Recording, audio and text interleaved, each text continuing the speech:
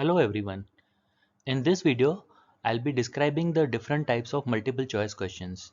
Now we know that multiple choice questions are frequently asked in various examinations at summative assessment, formative assessment, and even in qualification examinations like NEET or NEXT.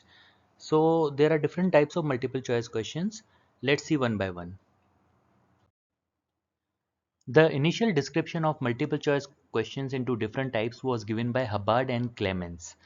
So, according to them, type A MCQ, it is the one which a single best response type where only there is one correct answer. So, here in this example, we can see that this is the question or the stem of the MCQ, and there are four responses. The candidate has to select only a single response, which is the correct answer. The rest are the distractors. Now, the limitation of this type of multiple choice question is that it usually checks the recall of the facts, that is the lower levels of the cognitive domain. However, if it is converted and constructed in a case-based manner, which is called type G according to Hubbard and Clemens, then it can be used to check the higher levels of the cognitive domain.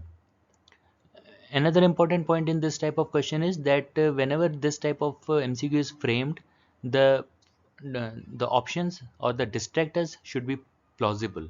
Plausible then in the sense that they should attract at least 5% of the responses. So distractors should be carefully uh, constructed. Then according to Hubbard and Clemens, type K MCQs, they are the multiple response types where multiple correct answers can be present. An example is given here that live virus is used in immunization against. So there are four diseases, and the student has to select an option from A to E. A if the responses 1, 2, 3 are correct. B if 1 and 3 are correct. C if 2 and 4 are correct. D if only 4 is correct. And E if all are correct. Now here, this question is an improvement over the single best response type that we saw earlier. And here, even the higher levels of the cognitive domains can be tested. Then there is another type called type E, that is relationship analysis type, where two sentences are given. And the student has to first ascertain that each of the statement is correct or not, and then also he has to know whether one is the cause and if they causally related or not. So again, this type of multiple choice question is a very useful question to check the higher levels of the cognitive domain. In this example, one statement is given, and two statements are given, and now a candidate has to select an option from A to E, where A is if both statements are true and causally related, B is if both statements are true but not causally related, C if the first statement is true, second is false, D vice versa, and E if both are false. So generally these options, they are always kept like this, and the sentences change in different types of MCQs. Another type of MCQ can be multiple true-false completion type. Now here each of the option can be individually true or false, and they are not interdependent. So taking this example, feature of dengue hemorrhagic fever. So there are five features given. Uh, Now the student has to know whether each of the feature is true or false. So A is true or false. Similarly, B, C, D, and E. The student will write whether each statement is true or false. And scoring in such MCQs can be done by this pattern. This is a marking pattern, suggested marking pattern. A student may be given 5 marks if he has uh, answered all the true false correctly. Similarly, 4 for 4 correct responses, 3 for 3, 2 for 2, and 1 for 1. So this is multiple true false completion type.